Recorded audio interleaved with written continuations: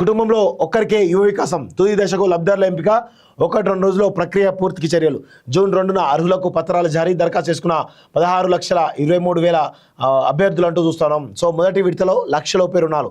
తెలంగాణ ప్రభుత్వం నిరుద్యోగ యువతకు స్వయం ఉపాధి కల్పించేందుకు ప్రతిష్టాత్మకంగా రాజీవ్ యువ వికాసం పథకానికి శ్రీకారం చుట్టగా కుటుంబంలో ఒక్కరికే లబ్ధి చేకూరిందని సమాచారం.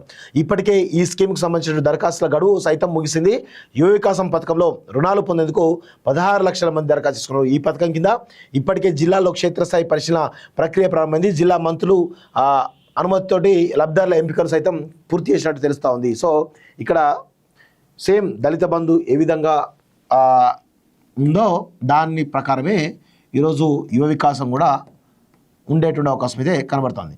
సో ఇక్కడ యువ వికాసం ద్వారా మీరు ఎంత 50 లక్షల నుంచి 3 లక్షల వరకు మీరు రుణాలు ఇస్తూ ఉన్నారు.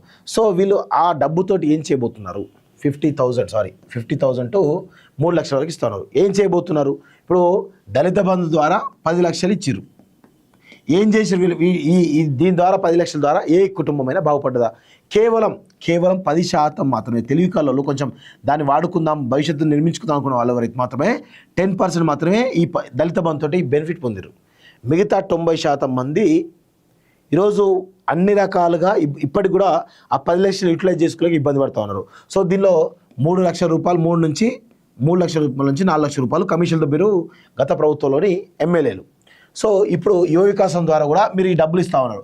మరి దీన్ని దేనికి వాడుతూ ఉన్నారు? దీని యొక్క ప్రయోజనం ఏంటి? ఇది రాష్ట్ర ప్రభుత్వం చెప్పాలి. దయచేసి దళిత బంధులాగా మీరు యువ వికాసాన్ని చేయొద్దు. ఇది ఒక ప్రయోజనకరంగా ఉండాలి, యువతకు ఉపయోగపడే విధంగా ఉండాలి, యువత భవిష్యత్తు నిర్మాణం చేసుకునే విధంగా ఉండాలి. సరే లోపాలు జరుగుతాయి, ఒక 10% 20% లోపాలు జరుగుతాయి, నేను జరగవని అట్లే. కానీ కేసీఆర్ లాగా ఒక 10% మందికే బెనిఫిట్ అయ్యేటట్టు 90% యూటిలైజ్ కాకపోవడం మాత్రం చేయకండి ఆ విధంగా అని ఈ రాష్ట్ర ప్రభుత్వానికి సూచన చేస్తూ ఉన్నాం.